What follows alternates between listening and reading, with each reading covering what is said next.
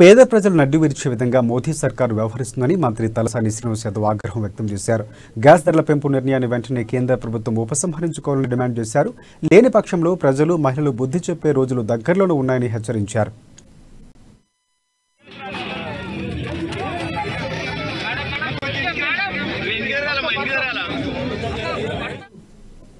పెంచిన గ్యాస్ ధరలు వెంటనే తగ్గించాలని డిమాండ్ చేస్తూ సికింద్రాబాద్ మహాత్మా గాంధీ విగ్రహం ఎదుట మంత్రి తలసాని బీఆర్ఎస్ శ్రేణులు ధర్నాకు దిగారు. గాంధీ విగ్రహం ఎదుట వంట వార్పు కార్యక్రమాన్ని చేపట్టి నిరసన వ్యక్తం చేశారు. అధికారంలోకి రాకముందు మోదీ గ్యాస్ నిత్యావసర ధరల కోసం ప్రజలకు వెళ్లి ప్రస్తుతం అధికారంలో ఉన్నప్పుడు పేద మధ్యతరగతి ప్రజలపై భారాన్ని మోపుతున్నారన్నారు. గ్యాస్ నిత్యావసర సరుకులు పెంచుతూ ప్రభుత్వం పేద ప్రజలను ఇబ్బందులకు గురి చేస్తుందన్నారు.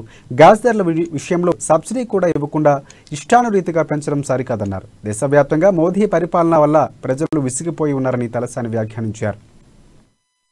2014 నరేంద్ర మోడీ గారు నాయకత్వం వహించి ఈ దేశంలో ఎలక్షన్ జరుగుతున్నటువంటి ధర్మిలా మరి పోలింగ్ రోజు గ్యాస్ సిలిండర్కు దండం పెట్టి ప్రజలు కూడా యూపీఏ గవర్నమెంట్ విచ్చలవిడిగా పెంచిందని చెప్పినటువంటి వ్యక్తి ఈరోజు 1155 రూపాయలు ప్రతి సంవత్సరం బడ్జెట్కు గ్యాస్ రేట్ పెంచుకుంటూ పోతుంది.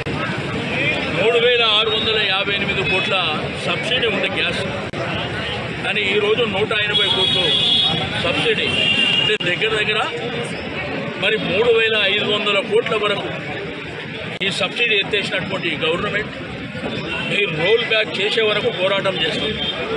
ఎందుకంటే పేద మధ్యతరగతి కుటుంబాలు మరి గ్యాస్ కొనాలంటే ఇబ్బందికరమైనటువంటి పరిస్థితి వచ్చింది. తప్పకుండా దీని ఎఫెక్ట్ అనేది ఒక్క గ్యాస్ మీదనే కాకుండా నిత్యావసర వస్తువుల మీద కూడా విపరీతంగా పెరిగిపోయేటువంటి అవకాశం ఉన్నది.